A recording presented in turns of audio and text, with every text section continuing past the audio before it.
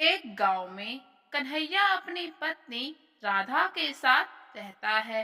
कन्हैया पेशे से एक मूर्तिकार है जो रोज नई नई तरह की मूर्तियां बनाकर उन्हें बाजार ले जाकर बेचता है।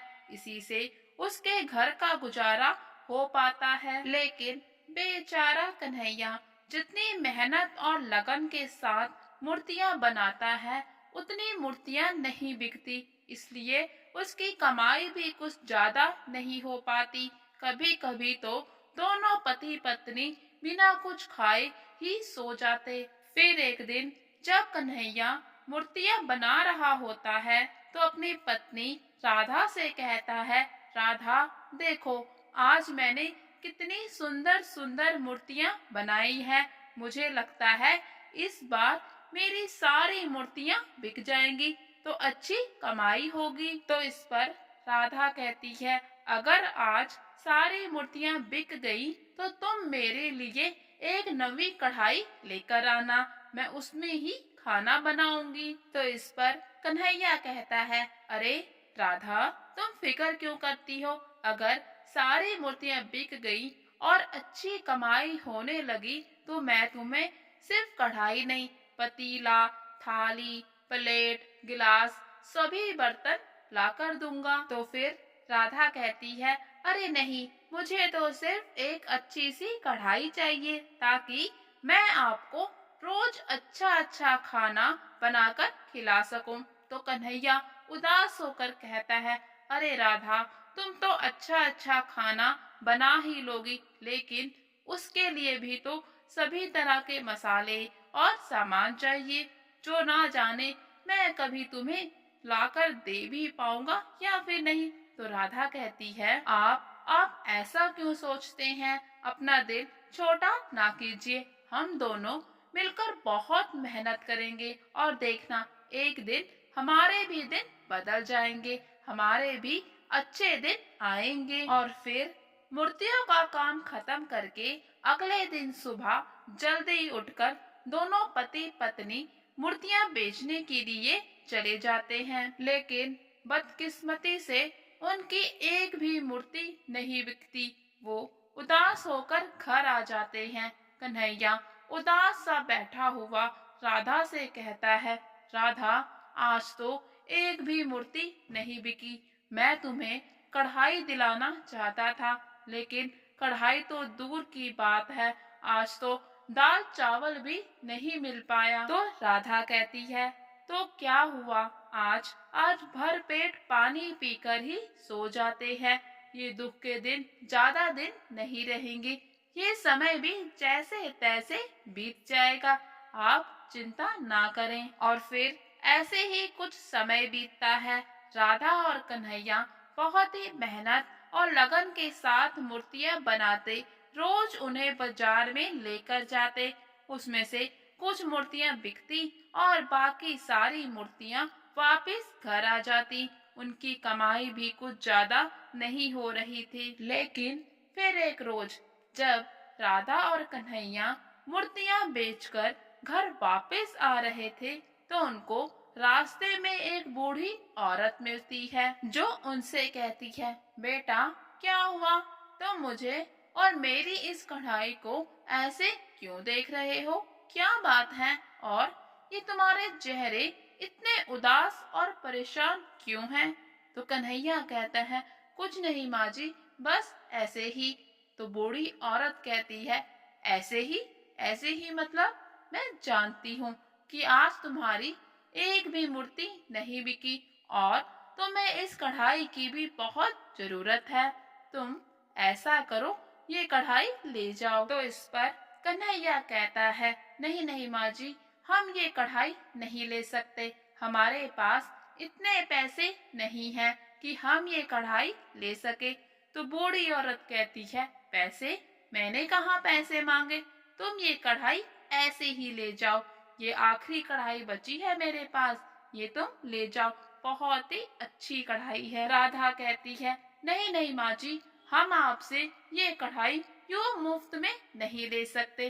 तो इस पर बूढ़ी अम्मा कहती है, अगर ऐसी ही बात है तो अपने थैले से एक मूर्ति निकालकर मुझे दे दो। तो इस पर कन्हैया कहता है, ये क्या बूढ़ी मैया, कहाँ मेरी मूर्ति और कहाँ आपकी कढ़ाई।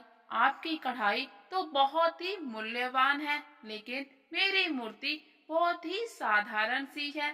तो इस पर बूढ़ी मैया कहती है, अरे मैं जानती हूँ कि तुम कितनी मेहनत से मूर्तियाँ बनाते हो। मेहनत का मूल्य कभी भी पैसों से नहीं उतारा जा सकता। और वो मूर्ति रख लेती है और फिर बूढ़ी अम्मा कहती है, ये कढ़ाई लेकर जाओ और खूब अच्छे अच्छे पकवान इसमें बनाकर खाना।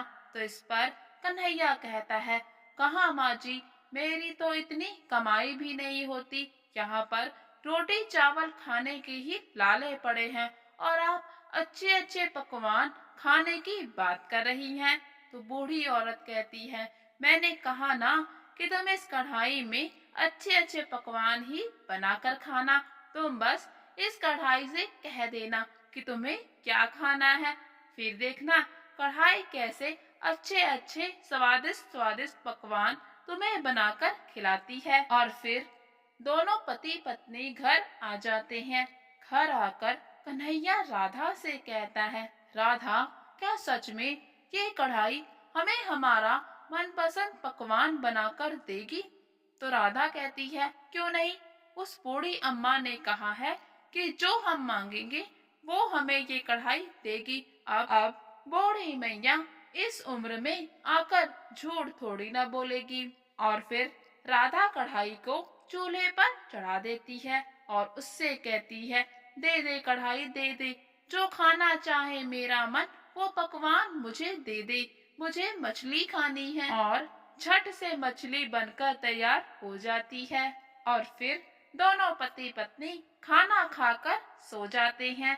अगले दिन जब वो सुबह उठते हैं और मूर्तियां बनाने का काम शुरू कर देते हैं, मूर्तियां बनाते बनाते कन्हैया को भूख लगती है और वो राधा को कहता है कि वो कुछ उसके लिए अच्छा सा बना दे, उसे बहुत ही भूख लगी है। तो फिर राधा फिर से जादुई कढ़ाई को कहती है कि वो उसको पनीर की सब्जी बनाकर खिलाए। और फिर क्या था, झट से पनीर की सब्जी तैयार हो जाती है। ऐसे ही करते करते दोनों पति पत्नी के दिन अब अच्छे से गुजरने लगते हैं। ऐसे ही फिर एक दिन जब राधा जादुई कढ़ाई में खाना बना रही होती है, तो उसकी सुगंध पड़ोस में ही रहने वाले उमेश और उसकी पत्नी नीलम के घर तक जाती है। इस पर उमेश नीलम से कहता है, अरे नीलम, तुमने क्या रसोई में कुछ बनाने के लिए रखा है? ये खुशबू कहाँ से आ रही है? तो नीलम कहती है, नहीं जी, मैंने तो सारा खाना सुबह ही बना लिया था। ये खुशबू तो पड़ोस में रहने वाली राधा के घर से आ रही है। तो इस पर उमेश बहुत ही हैरान होकर कहता है, क्या, राधा के घर से?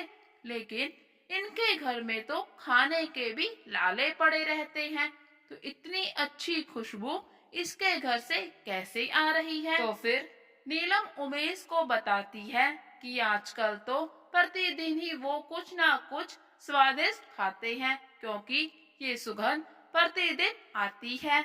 उमेश ये सब जानकर बहुत ही हैरान होता है कि ऐसे ऐसे कैसे इनके दिन बदल गए। तो नीलम कहती है, कह तो आप बिल्कुल ठीक रहे हैं, चलिए चलकर देखते हैं आखिर ये क्या पका रहे हैं। और फिर उमेश और नीलम राधा के घर जाते हैं। उन्हें अपने घर में देखकर राधा और कन्हैया बहुत ही खुश होते हैं और कहते हैं, तुम दोनों बिल्कुल सही समय पे आए हो, हम बस खाना खाने ही लगे थे, आओ तुम भी हमारे साथ खाना खाओ। फिर राधा उन्हें बिठाकर रसोई में खाना बनाने के लिए चली जाती है, लेकिन उमेश की पत्नी नीलम बहुत ही चालाक औरत है। वो भी उसके पीछे पीछे चली जाती है और चुपके से देखती है कि राधा क्या कर रही है और उसको जादुई कढ़ाई का रहस्य पता चल जाता है। ये सब जानकर वो अपने पति को लेकर जल्दी से घर आ जाती है और उसको सारी बात बता देती है। फिर दोनों पति पत्नी उस कढ़ाई को चोरी करने की योजना बनाने लगते हैं और फिर दोनों पति पत्नी रात होने का इंतजार करने लगते हैं।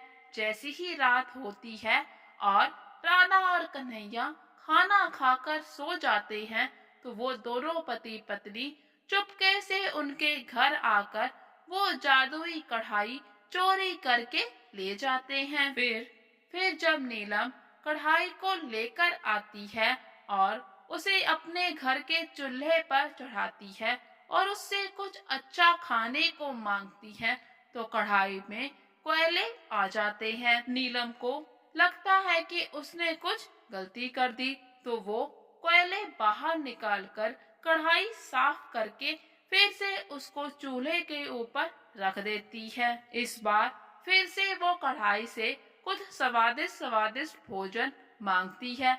इस बार कढ़ाई उसे खाने को पत्थर दे देती है। ये सब कुछ देखकर नीलम समझ जाती है कि ये कढ़ाई सिर्फ और सिर्फ राधा और कन्हैया के लिए है और ये सिर्फ उनको ही स्वादिष्ट स्वादिष्ट भोजन बनाकर देती है।